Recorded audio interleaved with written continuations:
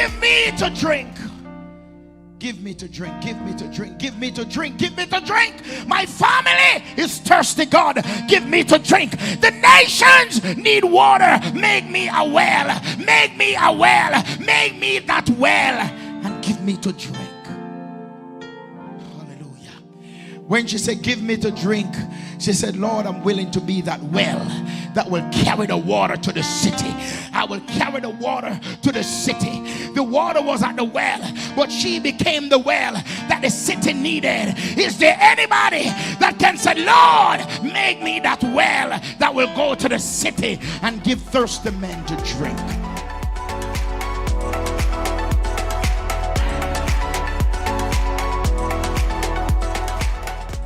Hello and welcome to Community Worship Center, where the Word of God is the broken bread and the naked truth. Join us for our service already in progress. Come on and put your hands together. Amen. Bless you, Sister Morvia, for that wonderful selection. Amen. We are pasting very well, and I thank God for that. Somebody say amen. Somebody give Jesus praise in this place. Let's clap your hands and give him glory. Amen. Glory to God. Normally would try to sing and say you're going to set the atmosphere for the preacher to come, but Bishop Harvey, he's a worshiper himself. I believe him and I will love to sing. If you give us the mic, we'll sing the service out, because there's just worship and praise in us. Somebody say amen. Glory be to God. But his wife is here, Pastor Harvey. I'm going to invite her to come. Please stand everywhere. Hallelujah. And she's going to do the introduction of this wonderful, powerful servant of the Most High God. Please come, Pastor Harvey. Hallelujah. Amen. Praise God. Amen. You may be seated just for a few minutes in the presence of the Lord. Greetings to Bishop Reid and, of course, Pastor Gardner in the house. Let's give a God bless you to the servants of God. Amen. Amen. Let me just remind you that it is no easy task committing to the work of ministry. And so when you have leaders like these that are committed to the things of the kingdom, honor them, appreciate them, give God thanks for them. Amen. Because they are sold out to the things of God. And as much as there's a lot of money to be made elsewhere, there's not a lot to be made in the kingdom. But let me tell you, we are counting our riches that cannot be stored in this earth, but in the kingdom to come. Amen. We believe that we will reap greatly. And so I thank God for the opportunity to be here in this your Encounter Revival. I think this is our second year being here. And we thank God for his presence. Thank God for CWC Community Worship Center, and also for Building Believers Worship Center, who came along with us today. We thank God for that. Amen. I'm always excited to talk about, some people they're one thing in front of the crowd, but behind closed doors, there's somebody completely different. Well, I'm so glad that I can testify this morning that who you see is who he truly is, in private and in public. And I thank God for the call that is upon his life. He is sold out to the King, to the things of the kingdom. And he realizes, as we do, that serving Jesus faithfully is truly all that matters. And I thank God for him. I thank God for the call that is upon his life. And I thank God for the urgency that he feels to declare God's truth in this end time. And so would you stand with me as we welcome the man of God who will speak to us from what God has deposited in him. And I pray that when we all leave this place, we won't leave here like we came. In Jesus' name, would you put your hands together as we welcome Bishop Devonry Harvey in Jesus' name.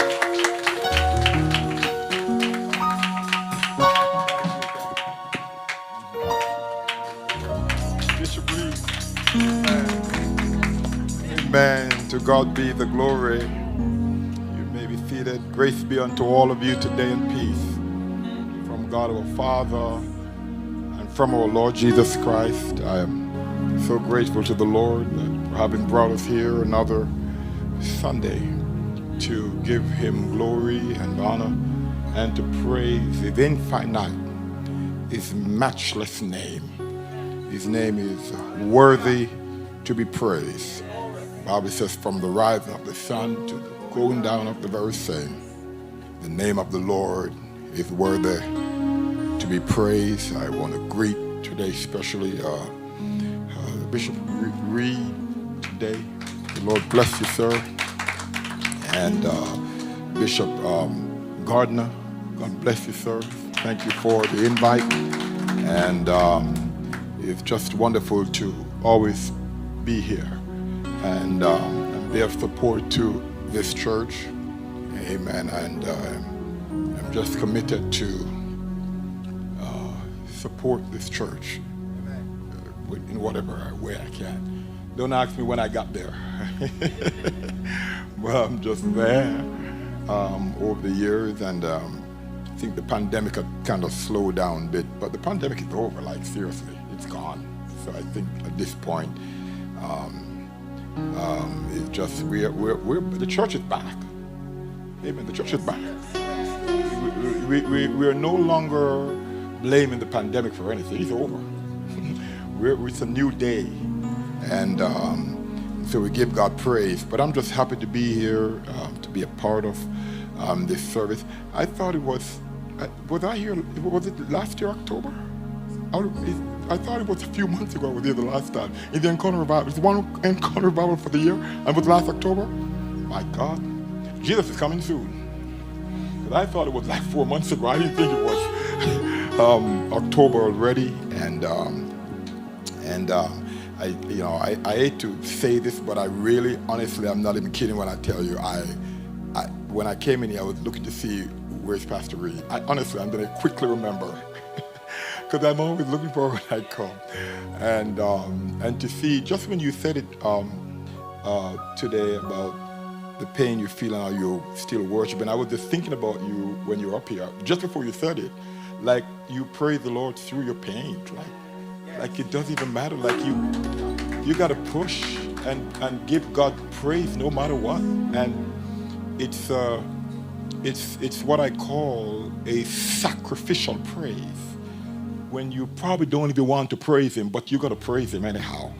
Even in the midst of your pain, it's a sacrifice that you make. To come here is a sacrifice, to praise him in your pain when you don't even feel like praising. Because let's face the truth, sometimes we don't feel like praising him, but you got to praise him through the pain. It's a sacrifice. We bring sacrifice of praise. It's a praise where you don't want to do it, but you're doing it anyway. Amen. And so I give God praise for that.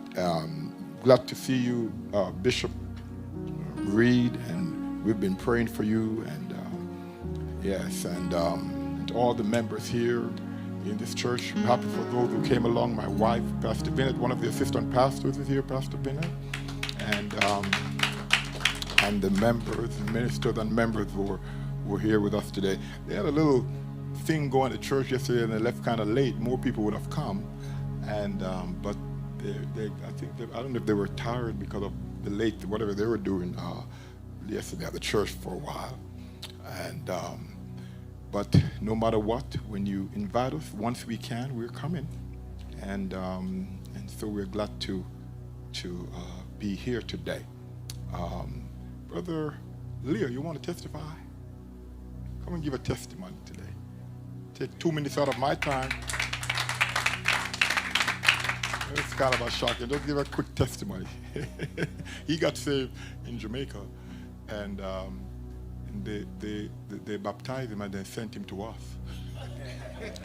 So he went to visit Jamaica, got baptized, and the pastor that I know for years sent him to our church. So, and the wife he's married, the pastor sent him to our church, sent her to our church as well. They didn't know each other. And they buck up. Praise the Lord, church. Praise the Lord, church. It's good to be in the house of God here today. And so funny, Bishop calling me to give a testimony. But there's a real testimony today. Because, I work some long hours. And Bishop, what you preached today, that word was mine. I did 12 hours yesterday. And I noticed I've been scheduled. I'm off on a Sunday, but I'm scheduled from 7 to 11 on a Saturday. So I got up this morning. My wife waked me up and I said, okay, give me some more time. But our son had to take part in the service this morning, and she got up.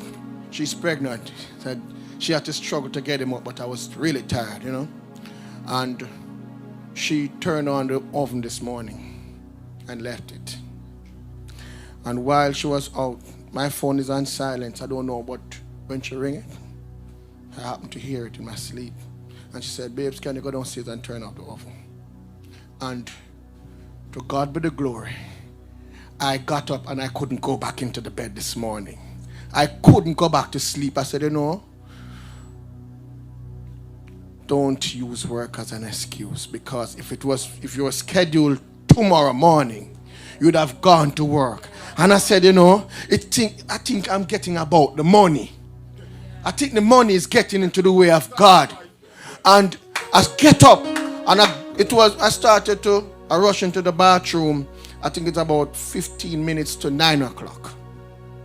Church starts at 9. The drive to church is about another 15, 17 minutes for church. I'm going to leave. I said, even the last person to say the benediction, I'm going. And when I went outside, my right tire looked like a puncture. You mentioned the tire this morning, Bishop. And I said, God, I am driving this morning.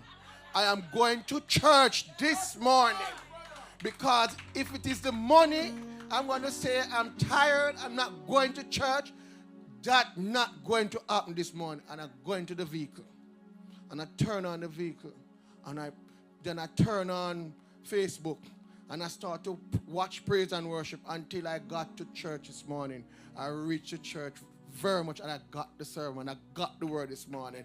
Who could it be but God? Who could it be but my God? Because trust me, some of us is making money get into the way of God. And trust me, this morning, Bishop, my body was a sacrifice. My body was a living sacrifice today. And I'm feeling happy. And I'm here and I'm worshiping. And I'm happy. I come for another course of the meal today. Course 1 this morning. And I'm getting second meal today. Please pray for me. In Jesus' name.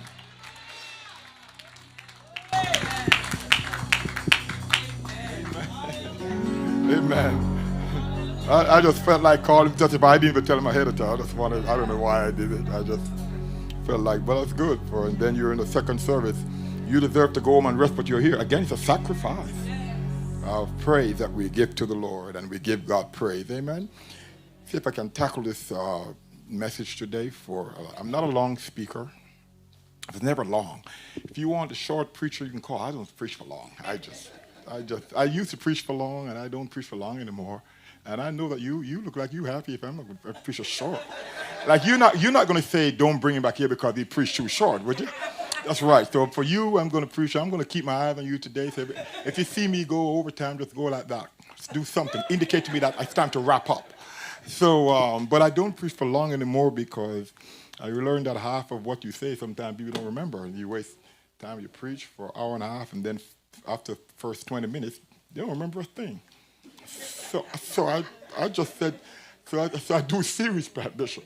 So if I'm going to preach a topic, I just do half of it this Sunday, come back the next week. You know, for the last 5 weeks, I've been doing the introduction to a message. This is week 5, and I didn't finish the introduction yet. I had 5 weeks of it, and I haven't gone to part 1 yet. So I'm just taking my time because I'm getting a bit gray here, you know, all that coming in, and you know, and the church. We're going to die and leave the church. So somebody's going to take over from us, and then so we're going to have to just do what we got to do, and take our time, amen.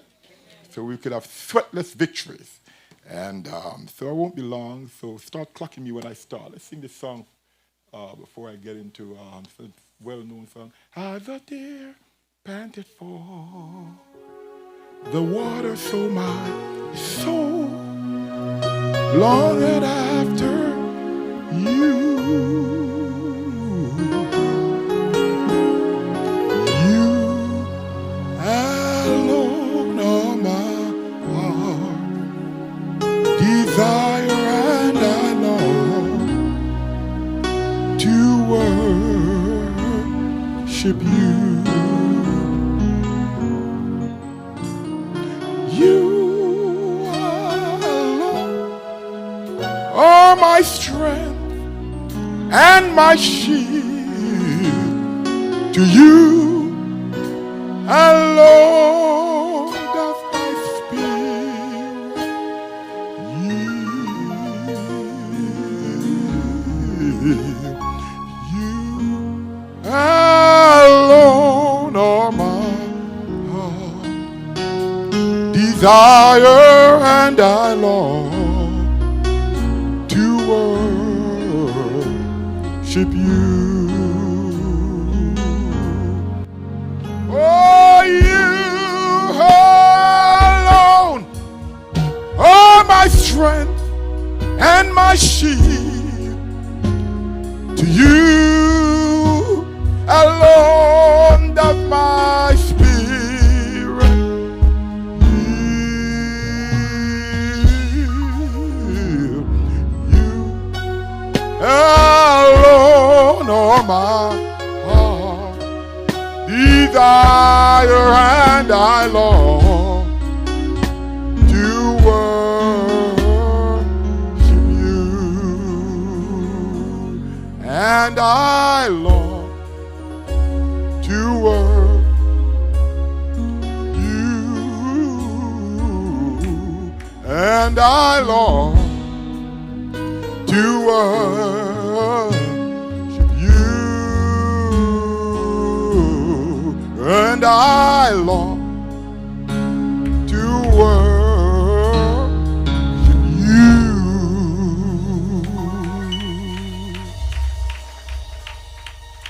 Amen to the Lord today. Yes, I think we got the tickets, Bishop Gardner, for the concert. The concert. And I think Pastor Coon. Where's Pastor Coon? She's not here though.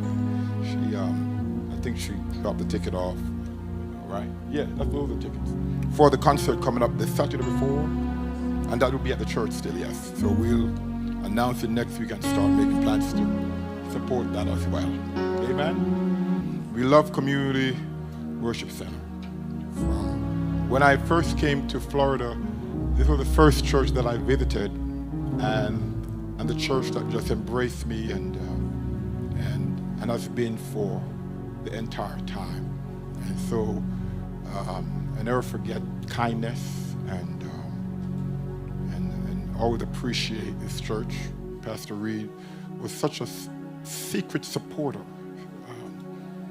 and of our church by watching and give. And that I will never forget. So I'm very much attached to this church. Amen? Very much so. So I love you all, and just know that there's nothing I would not do for you if I can. Amen. And we continue to cultivate a relationship in the kingdom of God. It was in Genesis 32, that's the foundational text, or the text for the theme, and it's about this man named Jacob. I know that you probably know the story, so I'm going to see if I can dissect the verses. It's Genesis 32, 22 to 31 is the topic, but verse 26 is a focus verse on it. Let me see if I can go through them and not be very long. I'm going to hurry up and get you out of here. But let's just say, this is read already, so I won't read it again. You've been reading it all week, and the praise team, I'm sure you've been singing from Friday, or today's the only time you sing? Huh? Last night? Okay. So you didn't sing Friday night, so you have energy to Friday? Friday and Saturday? Yeah, so you look like you just look like you haven't sung all weekend. Amen. Amen. Energized. And when this the Bible says the power of God that works through us. And amen. All right, BBWC, thank you all for coming. I love you all to life. Amen. But let's just say this Jacob, for those of you who don't know this story or need to be reminded of this story, let's just say that Jacob wrestled with God. Let's say that. Let's begin there. And it's Genesis 32, 22 to 31. Verse 22 and 23. I'm going to see if I could dissect them in order like that and see if I could wrap this thing up over in 22 and 23. Jacob sends all his possessions over the brook.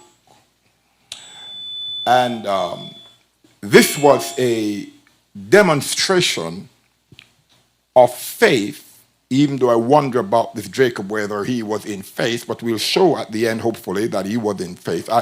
Bishop Reid, I struggle to preach. When you give me a topic, I struggle to preach one time. It's a struggle. I don't know how to preach a topic in 1 hour anymore. For all my life, I've done series. I could take this topic and I could do 6 weeks on this verse, in these verses alone. So I'm trying to see if I could get it all in one. So just bear with me, take my time. All right. But in verse 22 and 23, you find that he sends all his possession over the brook. And it was a demonstration of faith because Jacob left himself no retreat. But if Esau wanted to attack his group, they would quickly be backed up against the brook. So he spent the night alone, and this was his last night on the east side of Jordan, the Jordan River. If I may give you a backdrop of the story, and he probably spent the night in prayer. God had to get Jacob alone before he dealt with him. Now, a large group of people surrounded this important person, Jacob. But while all the activity of the huge crowd surrounded him, he could well busy himself with 1,000 different tasks. Jacob, he was a con man, so he's busy. Con man are usually busy people. Busy conning people. I went to Western Union the other day. I sent some funds off to a mission group, mission family, my wife and I. And when I went by the second time, they didn't ask me for my ID.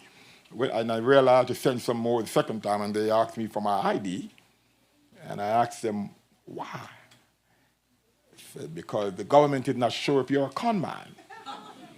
I said, really? Yeah, you're busy sending money. It wasn't a whole lot of money. Just so you go there twice within maybe a 2-week, whatever it was. They said, we're not sure who you are, so we're going to figure this thing out. So no, we're going to get your ID. So just in case you're a con man, we'll know exactly where you are. So I just told him I ain't saying no more for the next 30 days and be caught. But when you're a con man, you're always busy. And, but once he was alone, God commanded his attention. Think of all Jacob had to pray about. Thanking God, remembering all that the Lord did for him, wondering how God would fulfill his work in him. This was a significant turning point in Jacob's life, and he knew it. So in verse 24 and 25, the Bible says that a man wrestled with Jacob. Now, a man wrestled with him until the breaking of day. Now, please note carefully, church, that Jacob at first didn't wrestle with the man. Amen. But instead, a man wrestled with him. You got to understand that. Sometimes we think it's just, no, we call him the wrestler, but we understand how it started out.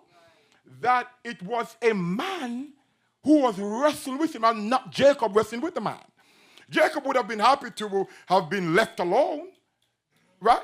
But God wanted something from him, right? God wanted the sacrifice of all of Jacob's proud self-reliance and fleshy trickiness about him.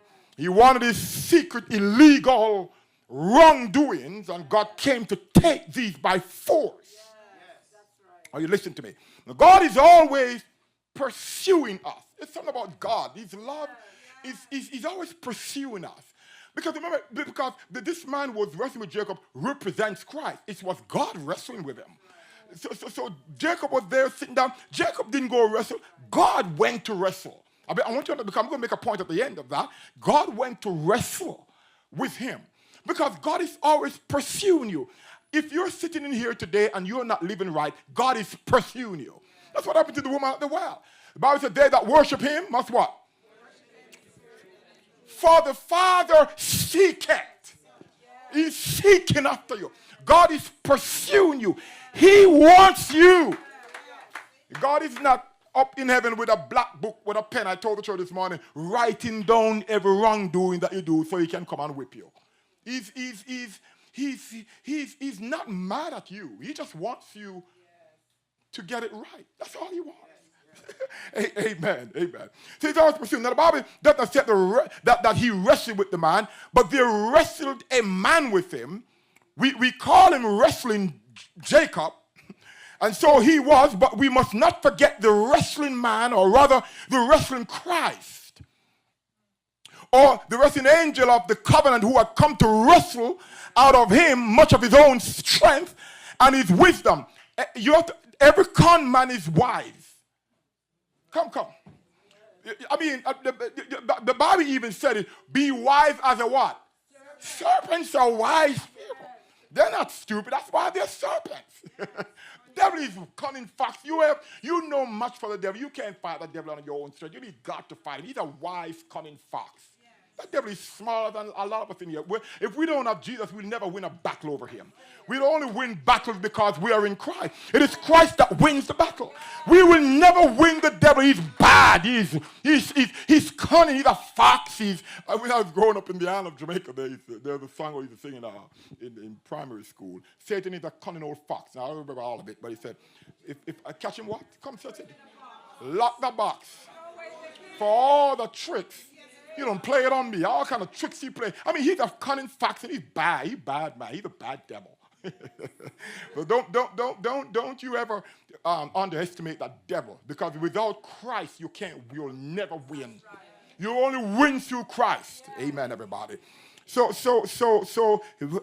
man wrestled with him, and as the following verses show that it was no mere man. This was not a small, simple, unimportant man. This is another special appearance of Jesus in the Old Testament before his incarnation in Bethlehem, before he came in the flesh. This was God in human flesh. Jesus Christ showed up here as on many other occasions in preparation to his full incarnation, preparing for when he would finally come to the earth in the form of flesh. He assumed a human form and he came to wrestle with him. You know, you understand something about Jesus. Jesus didn't show up in St. Matthew. He was in Genesis 1. He's been around. Amen. Jesus has always been around. The Bible says in the beginning was a word, and the word was with God, and the word was God. And the Bible says, and the word became flesh.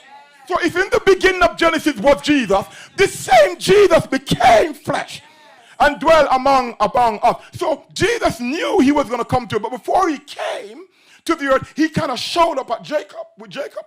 He was Jesus wrestling with him. He wasn't a regular man wrestling with Jacob. I don't know if any other regular man could wrestle with Jacob, Bishop, because he was such a con man. We need the strength of God to get him. Amen. It's just like, remember, if you were to look at the story in, can I take a time? Take a time with me.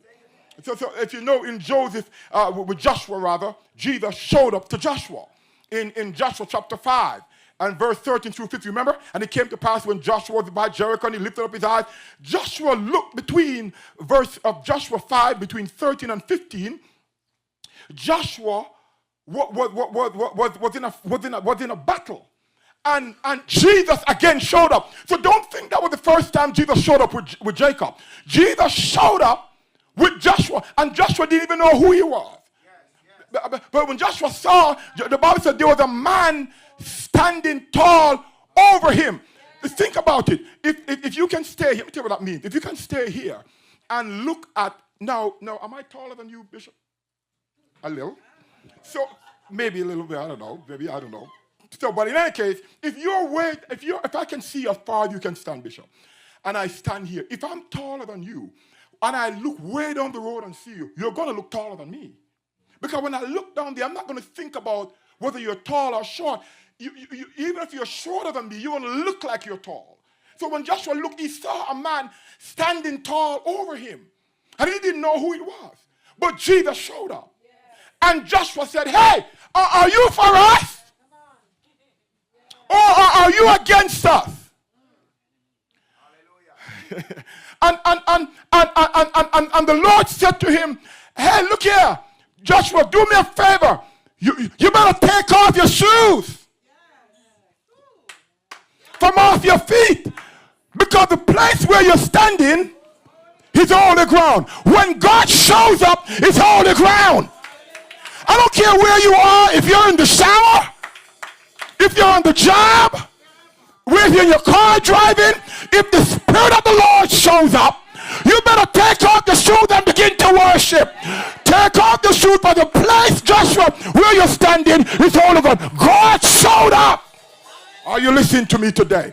All right, he showed up there. So a figure with a drawn sword is one not to be played with. He is one who threatens the divine judgment. It is in his hand, not in the minister's hand. He showed up with a sword. It was not in Joshua that he came with a sword, but he came to fight, amen, on behalf of the church. So Joshua bowed down and worshiping. He received, Joshua submitted himself to this man. All right, so what happened is that there was an appearance of God, the second person of the Trinity, appearing as a man to his people for the incarnation, recorded by the New Testament gospel. Jesus, the Messiah, existed before his human conception in Nazareth. Take off your shoes, Joshua, for the place where you stand is holy ground. Let's go back to the theme text and look back in verse 24 and 25 of the text over in Genesis chapter 32. So this man, as the Bible says, wrestled until what? The breaking of the day. Now, imagine if you were to see two men wrestling. What would you think is going on there? It would either look like a street fight.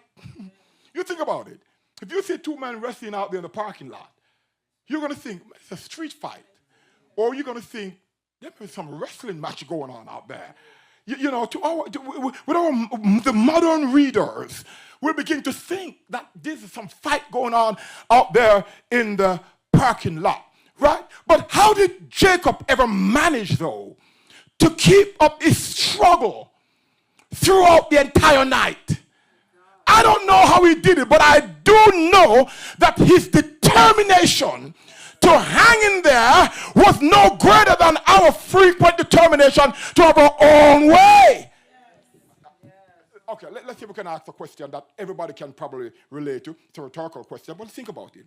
How many times we're doing the wrong thing and God is calling us? And we're wrestling with God.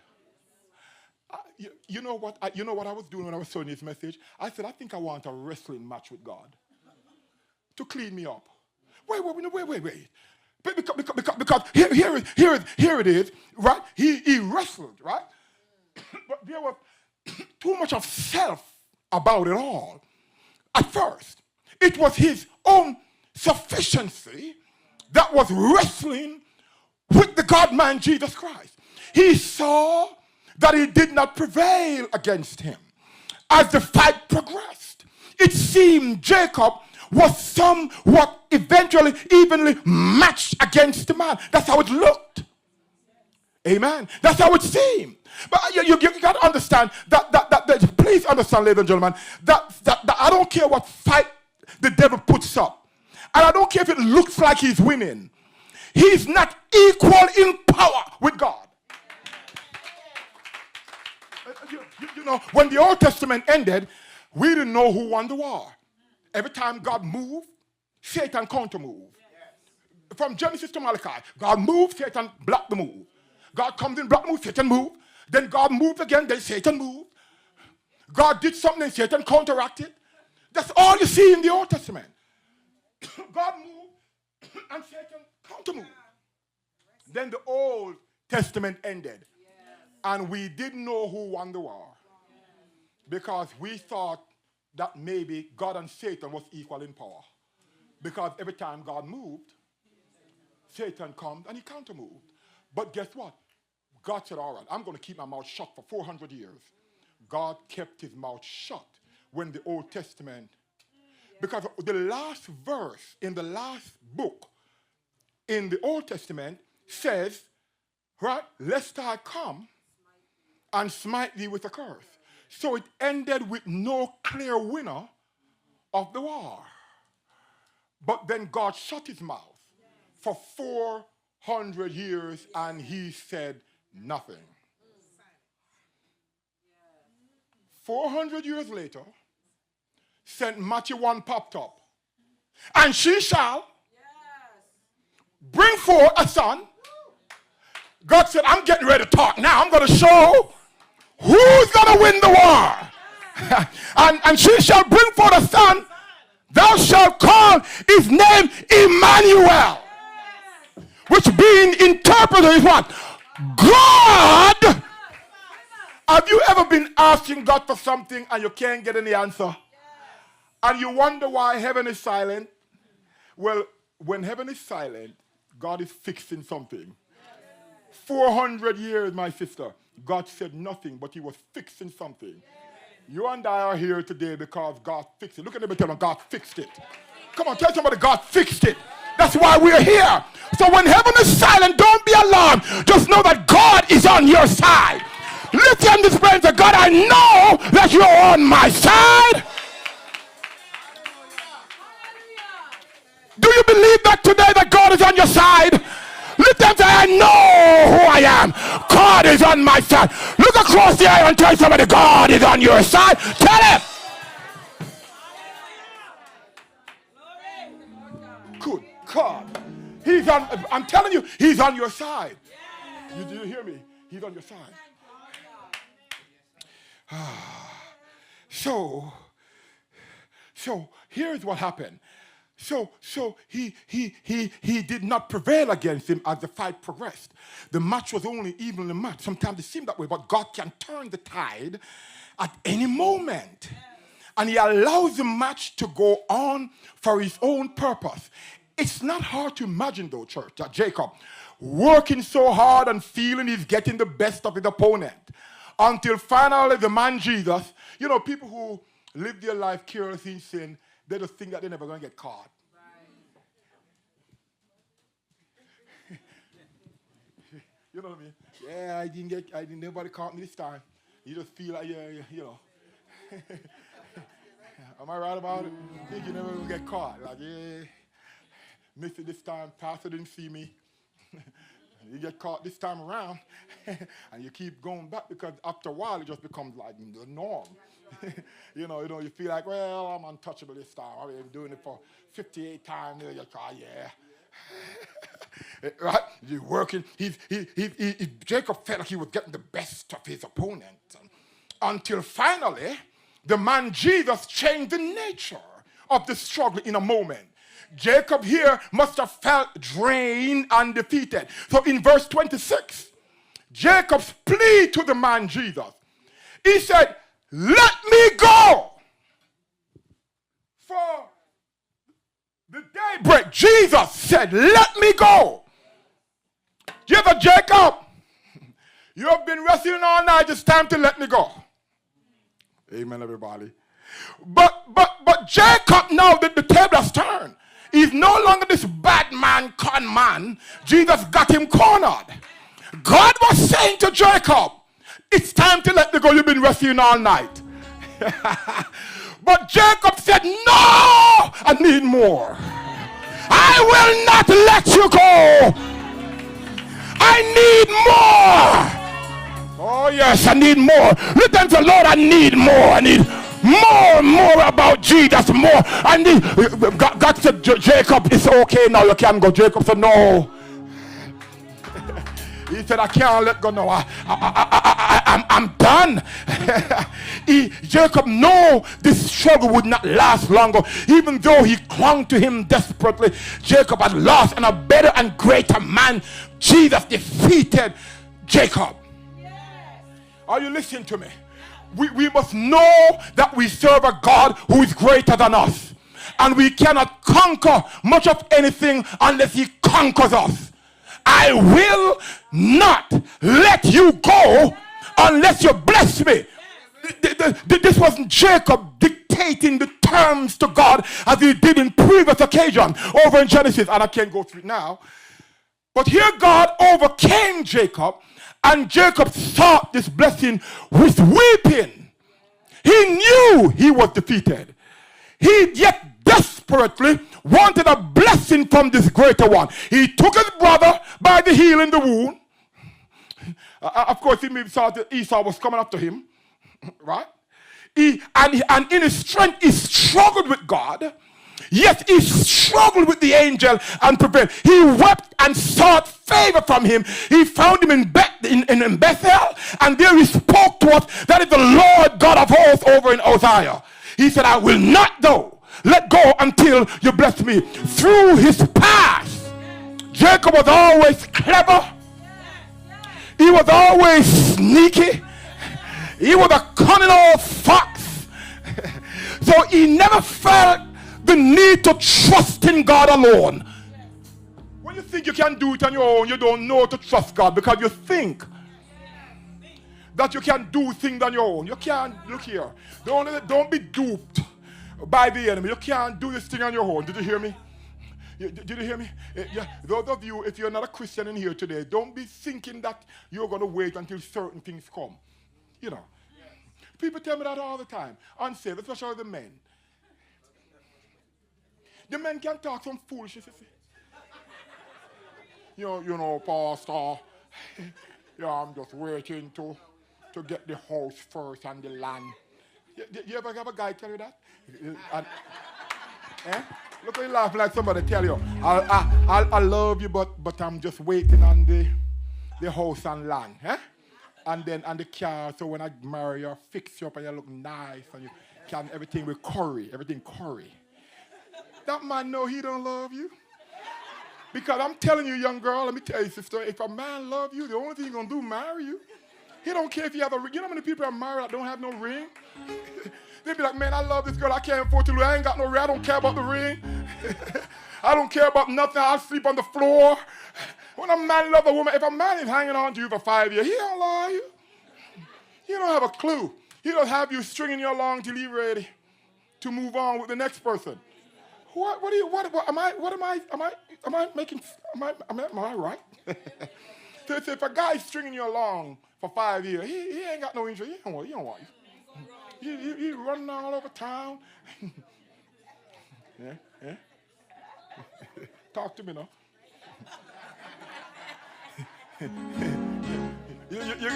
You know, I tell my daughter, take your time with me. I'm going to message. I tell my daughter all the time. I say, if he's stringing along too long, let me know. Daddy, he hasn't popped the question. And I always pop a question. I said, my daughter Jasmine, you know, she said, I said, Jazz, you know, let me, I know where I'm going here, but I know where I'm going. I said, Jazz, ask him if he's ready to meet your father. Yes. And when he said, no, I'm not ready, I said, girl, run. She said, but he took me up for dinner and paid, so what? He'll pay for anything. He'll pay to get anything. You know, there's something that I may not be, I'm not going to sound like I went to Bible school, but I'm going to tell you something that I tell my daughter in private. So I'm going to tell you, when I'm done, you're going to say, this guy's so, he didn't go to Bible school, but I'm going to say it. I said, Jasmine, no ringy, no dingy. That's right. Hey. That's right.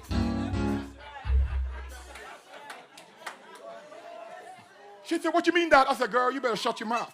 No ringing. She said, I got it now. I said, you tell that man you want to meet. The first thing you want to let him know you want to meet your dad. I said, ask him, you want to meet my dad? He said, no, I'm not ready to meet your dad. He ain't ready.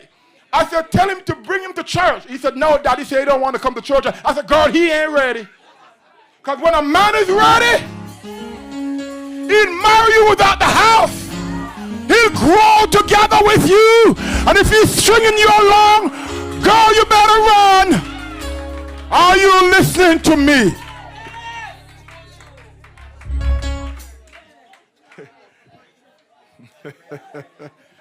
Yeah. Yeah. I think I went off track, but I'm coming back. Jacob was a con man. That's what he did. He conned out everybody. You know how many wives Jacob had? He run around everybody around town. He was a con man. But God cornered him. Are you listening to me? So before, Jacob was reduced to the place where all he could do was to hold on to the Lord with everything he had. Jacob could not fight anymore, but he could hold on. If you're in a place where you can't fight, don't let go. I can't fight, but don't look at them and tell them I can't fight, but hold on. Yeah. It's hard to worship, but hold on. You didn't worship yesterday, but hold on. If you didn't feel like praising God still, don't let go. Hold on. Yes, tell you never hold on. But if I can hold on, if I can keep the faith, my change will come. Hold on. Tell somebody, hold on. I feel like asking the church to get up out of your seat and tell 5 people to hold on. Get up out of your seat and tell 5 people to hold on.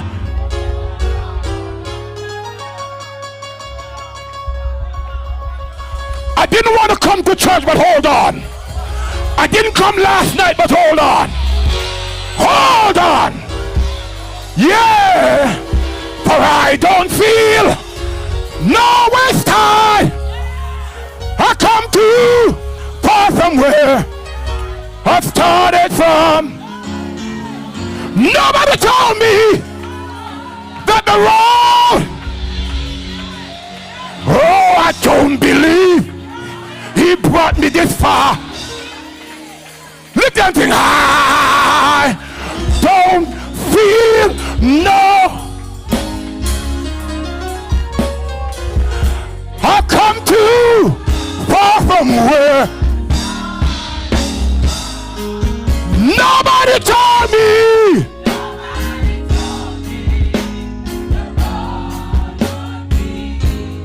Oh, I don't.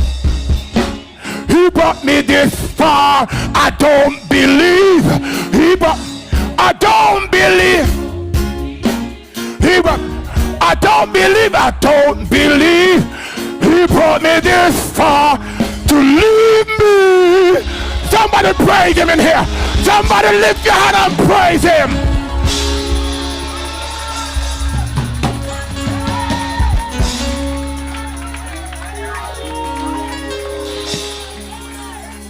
Good God. Jacob gave God a death grip. He said, I'm not letting you go. Change my name if you have to, but I'm going to hold on. Jacob said, I see my change come. I see my life changing. Hold on. My God. Jacob is about to change from a carnal man into a saint. There are 3 classifications of men. I'm closing. In the earth. Yeah, you have the natural man, the Bible called the natural man. That's the unsaved man. You don't know nothing about you, he's unsaved. Natural man, the Bible called him the natural man. He's an unsaved man, he's an unsaved sinner, unsaved person. So he's a natural man. But then the Bible also speaks of the spiritual man. And that spiritual man is the person who's growing in the things of God and serving God right. But then there's the carnal man. That's what Jacob was. Go to church but carnal. Come. Pay tithes but not right. Come. Right? Come to prayer meeting but it's still not right because it's a carnal. A carnal man is not a natural man, not a sinner, he's not spiritual. He's in the middle. And the Bible can handle the unsaved and the Bible can handle the spiritual, but the Bible can't handle the carnal man. The carnal man is lukewarm. And the Bible says, when I see you, I don't know what to do with you. Because when you're in the middle, you're neither up nor down. It's like your car is in neutral. When your car is in neutral, the car is on. The engine is running. But your car is in neutral. So what happened is that the car is in neutral, but you can't drive forward and you can't reverse. But the engine is still running. That's the carnal man. Come to church, but carnal. When I was growing up, they used to sing the Sunday school song. You can't go to heaven with a carnal mind. You can't go to heaven. You know it. Well, you can't go to heaven with a carnal carnal mind. The carnal mind have to stay down here. All my sin that I feel like you want to go back to the island. You can't go to heaven with the carnal. Yeah, you can't go to heaven.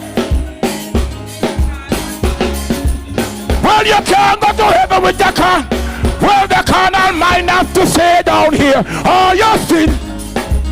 Well, glory to God. Sing it one more time. Well, you can't go to heaven. Well, you can't go to heaven.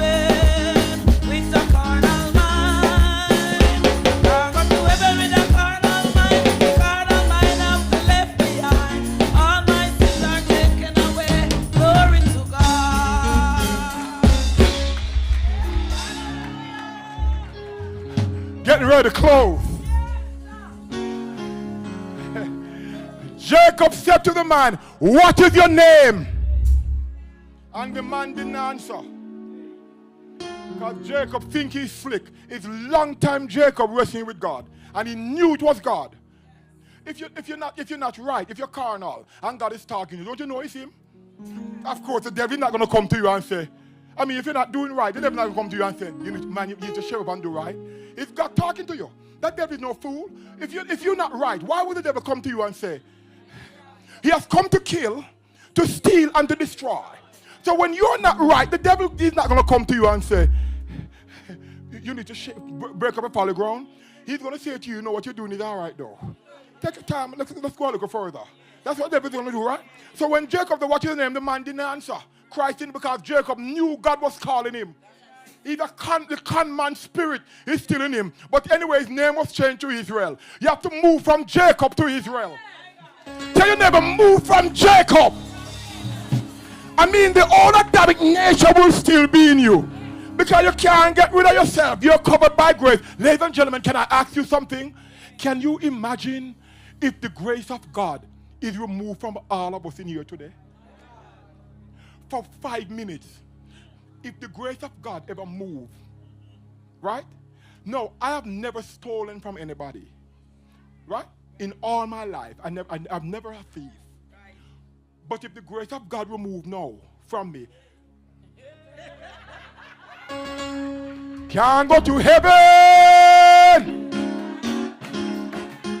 Well, you can't go to heaven with the con. Hold it. You know, Pastor Bishop Jacob was talking about, I think it's his sister with a small pocketbook, and he think money is in it. Pastor Bishop Jacob think a lot of money inside that pocketbook. And let me tell you something, if the grace of God ever move from all of us in here, I might be wondering where the pocketbook is. You don't know what you'll be doing if grace is removed. But you got to move from Jacob. Because you still have Jacob inside of you. You can't get away from it. You are born in sin. We are only living by grace. Grace is taking care of me. The only way you can become Israel, unless grace, good God, grace gotta come and conquer Jacob. Are you listening to me? We need to conquer Jacob with grace. Are you hearing me today? We need to conquer Jacob with grace. Lift your hand and say, Jacob, you're going today. Listen to me carefully. Jacob has to go today. We want Israel in here. Israel me in the face of God. I want to look at Jesus. I want to wrestle with him today. I want to get rid of my impurities, my faults and the shame. I want a wrestling match with God. Because when God wrestles with you, he has come to clean you up. Good God Almighty. Tell your neighbor, I want a wrestling match with God.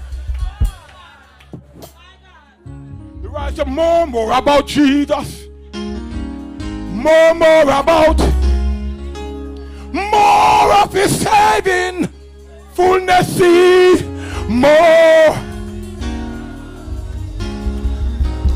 Come on, singing more about, singing more. Oh, more.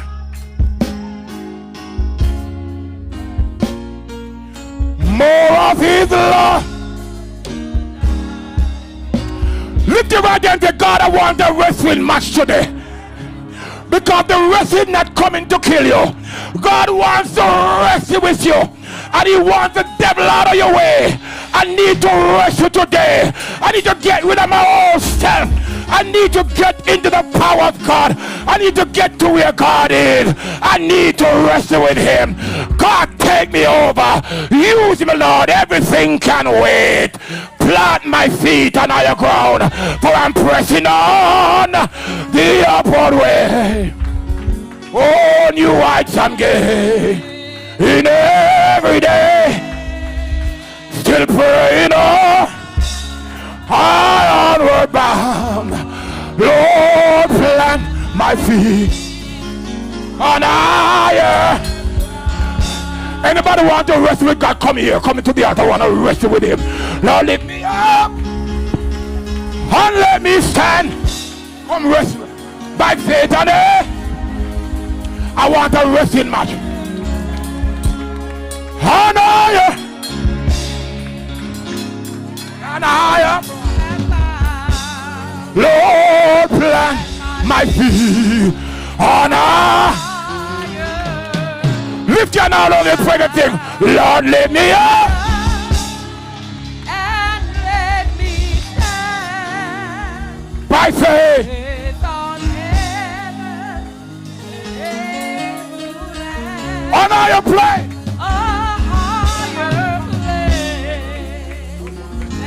Higher power.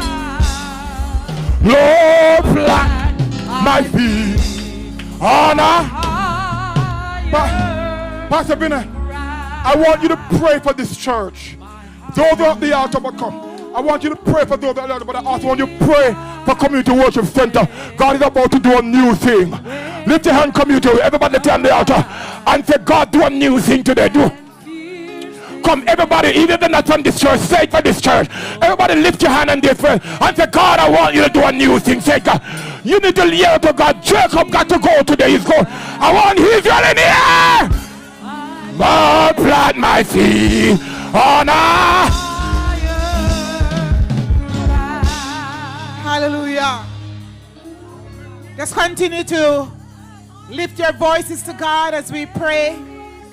Father, in the name of Jesus, Lord, I give you thanks, I give you glory, and I lift you up this morning or this afternoon. Father, we declare that you are Lord and that you are God. I declare, Almighty God, that you are the God of mercy, the God who never fails, the God who looks high, sits high, and looks low. Father God, I commit this worship center in the name of Jesus. Father God, you have ordained it from before time began, from before the foundation of this earth, Lord God. You knew about this congregation. You knew about this ministry, Father. And Lord God, you have a plan and a purpose over this ministry, God. And Father, in the name of Jesus Christ of Nazareth, we ask and we declare, Lord God, that your purpose, Lord, will be fulfilled. Your purpose, Father, will be established in Community Worship Center in the name of Jesus Christ. Whatever it is, Lord, you purpose from the beginning, Lord, we declare it this afternoon, Father.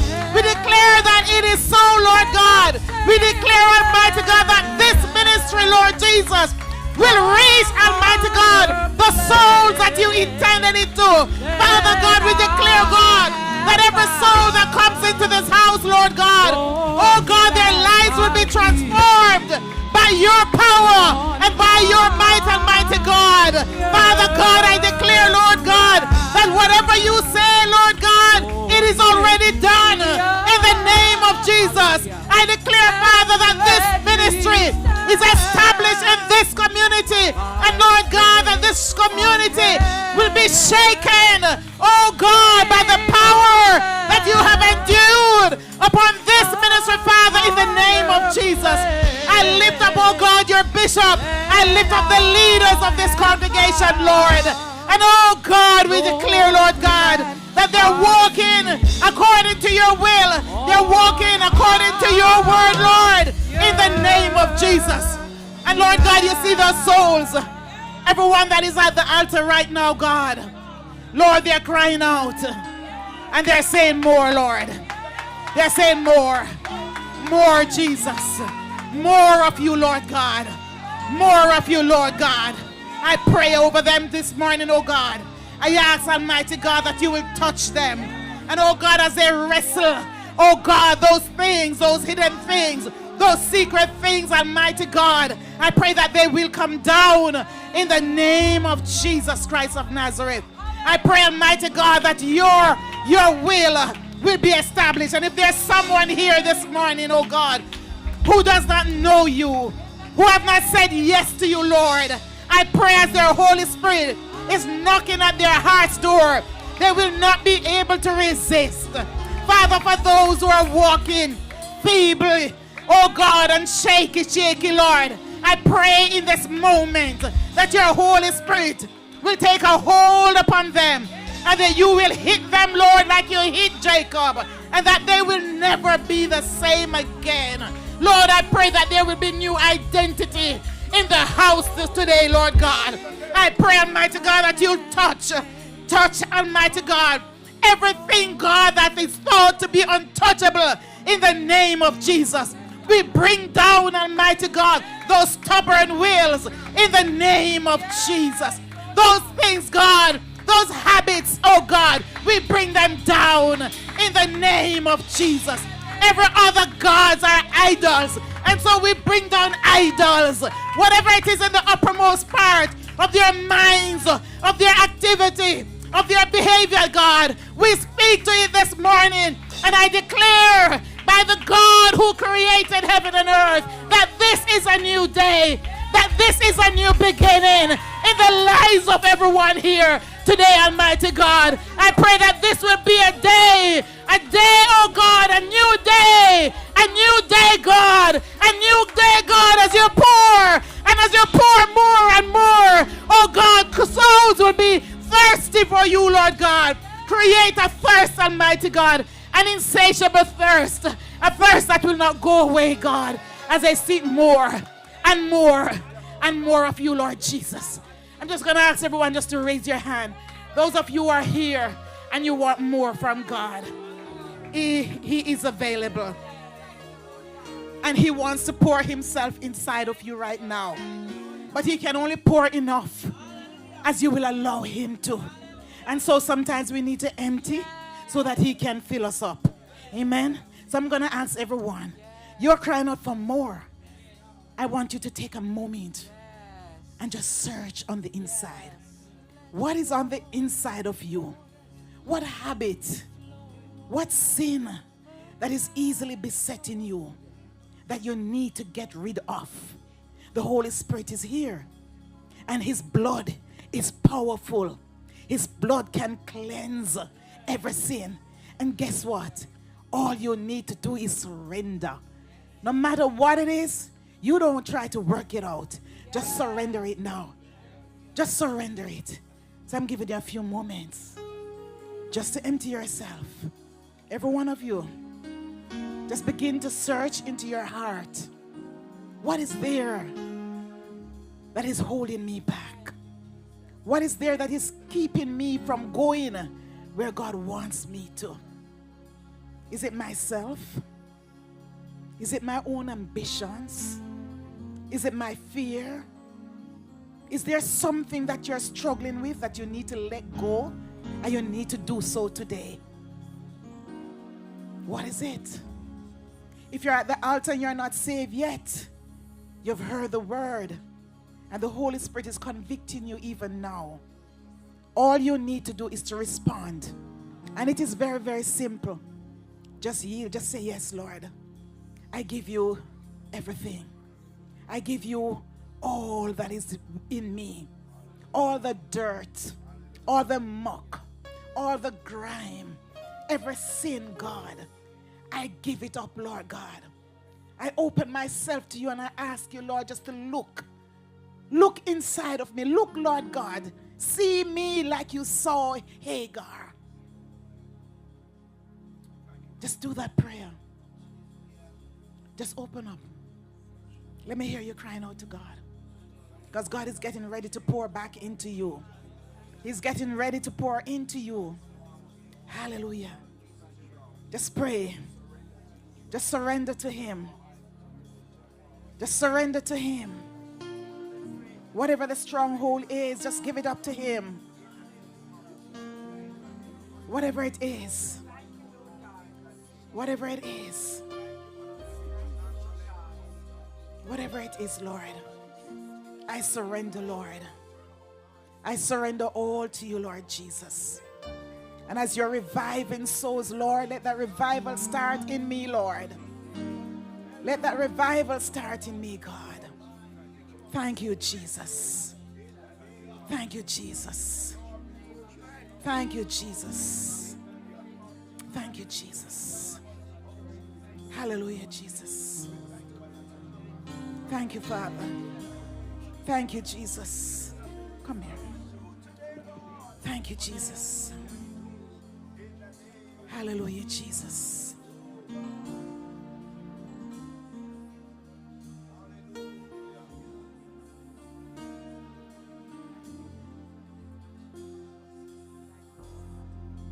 Hallelujah. He knows Jesus. But if we can't receive, he's pouring out. And unless we really empty, He won't be able to fill us up. So just raise your hand. And if you know that you have already asked God you have emptied everything, or the weaknesses and the fears, let's just pray now. Say, Father, I thank you for this day. I thank you, Lord, that you're here and that you're able, Lord, to cleanse me and to wash me of all my sins. I thank you, Lord, that you're here. You're here to fill me. And so, God, I open my heart to you. And I ask, God, that you will pour of yourself in me. I ask, Lord, that you give me an insatiable thirst after you. Help me to love you, Lord. Help me to desire you, Lord. Help me to open my spirit and allow you, Lord, to have your way in me. I thank you, no God. I pray for the grace so that I can walk this walk and to be that light that you have called me to be. I surrender to you, Lord. In Jesus' name. Amen and amen. Just before you go, I know this is the last day of the Encounter Revival. I just want everybody to lift your hand and give God a praise for a revival in this place. That revival has come. Amen. Just lift your hand, everybody in this place. I want everybody to lift your hand in this place. Everybody. Everybody. Yes, lift your hand in this place. Everybody. Lift your hand right now. No, we're going to give God the highest praise in here, okay? Because I wish I have a higher praise to give him. I don't. The highest praise I have is hallelujah. Right? So I want you to hold the next person's hand beside you right now. And we're going to lift those hands up. And we're going to thank God for the encounter that we have with him over the weekend. That every word spoken between Friday last night and today will transform this church. We won't have room to put people. So we're going to give God the highest praise. So wait, so when I say one, I want you to say hallelujah. Two, hallelujah, and three. 1, 2, 3, hallelujah.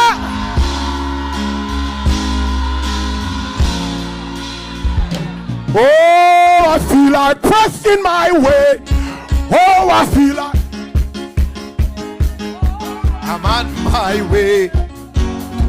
And I feel like pressing my way. Oh, I feel like pressing my way. I feel like pressing my way. Somebody praise him and say, oh, I feel like pressing my way. I'm on my way. Oh, press along, saints, press along in God's own way.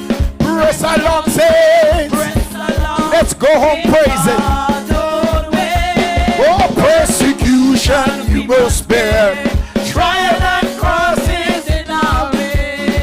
the battle, the sweeter.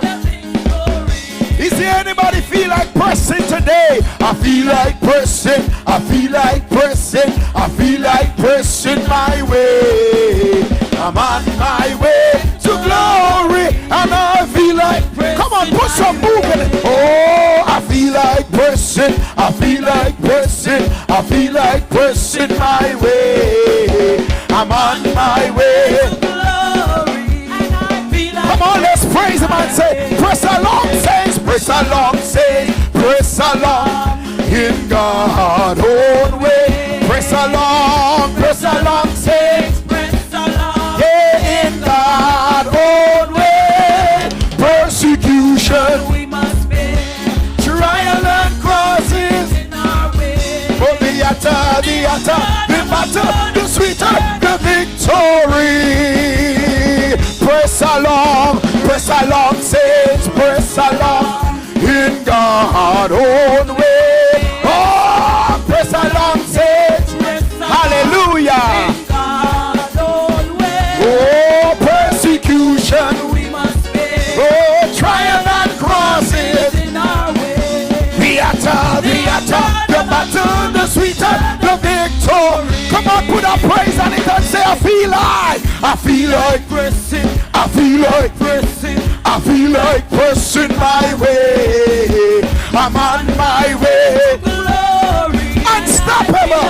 I feel like pressing. Oh, I feel like pressing. I feel like pressing. I feel like pressing my way. I'm on my way to glory. And I feel like. Come on, press along, saints. Oh, press along, saints. Press along in God.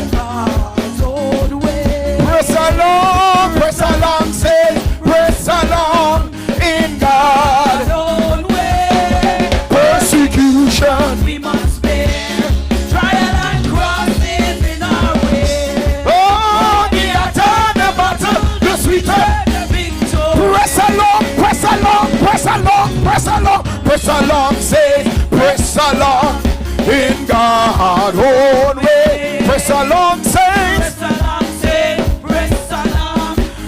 God's own way.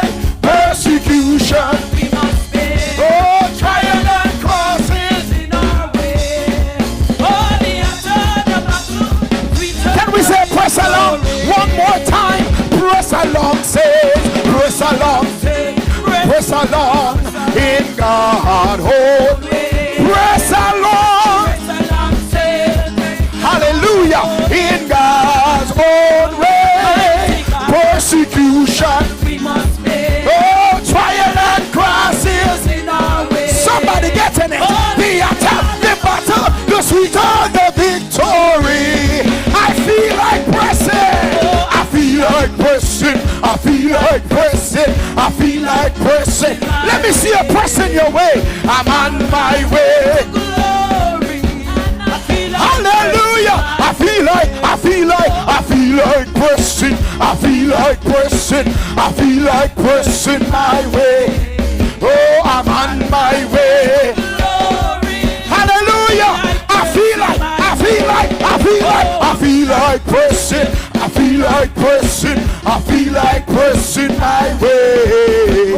I'm on my way. I feel like pressing.